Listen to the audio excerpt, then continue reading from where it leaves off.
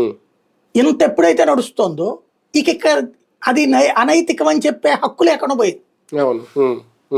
నువ్వు అనైతిక ప్రవర్తనకు పాల్పడ్డాక ఇంకెదురోడికి నీతేం చెప్తావు? అవును. దీన్ని సమర్థించడం ప్రారంభించాక ఇంకేం చెప్తారు? అవును.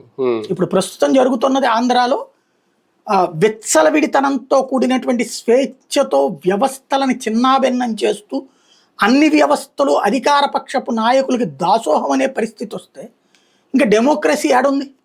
అదే కదా. నువ్వు ఏ వ్యవస్థలు అయితే కాపాడాలో ఆ కాపాడాల్సిన వ్యవస్థలు కార్యకర్తల మాటలు వింటాం, లేకపోతే ప్రభుత్వం యొక్క దాసోహం అంటూ ఉంటే రాజ్యాంగం పనిచేయదు, చట్టం పనిచేయదు, తప్పుడు కేసులు పెడతాం, తప్పుడు ఇష్టాలుగా నడుస్తామంటే ఇంకా ప్రజాస్వామ్యం ఎక్కడ నడుస్తుంది?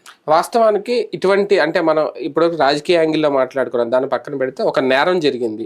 ఇంతకుముందు అనిత గారు వచ్చినప్పుడు కూడా ముందు అన్నది ఏంటి, గంజాయి, మాదక ద్రవ్యాలు, నేరాలు పెరిగిపోతున్నాయి. మనం కూడా డీజీపీ గారు ఒక రిపోర్ట్ ఇచ్చారు, ఆ గుప్తా గారు, చాలా వరకు తగ్గిపోయినాయి క్రైమ్ రేటింగ్, గతంతో పోలిస్తే నేరాలు తగ్గిపోయినాయి. ఇప్పుడు ఇది రాజకీయ కోణం పక్కన పెడితే ఇలాంటి హత్యలు జరిగినప్పుడు లా అండ్ ఆర్డర్ అదుపులో ఉన్నట్ట, అదుపు తప్పుతున్నట్ట, ఈ కోణంలో చూసినప్పుడు ఎలా చూడాలి? ఒక సంఘటన ఆధారంగా రాష్ట్రంలో లా అండ్ ఆర్డర్ పోతుంది అనేది అమాయకత్వం. లా అండ్ ఆర్డర్ అస్తవ్యస్తం అవడం అంటే ఏంటంటే విచ్చలవిడితనంగా దోపిడీలు, రోడ్డు మీదకి వచ్చేయడాలు, వ్యక్తి సంఘటనలు లా అండ్ ఆర్డర్కి ఆపాదించకూడదు. అయితే క్రమంగా భయం కోల్పోతున్నాం, వ్యవస్థ మీద పట్టు కోల్పోతున్నాం, ఇది గుర్తించాల్సి ఉంది.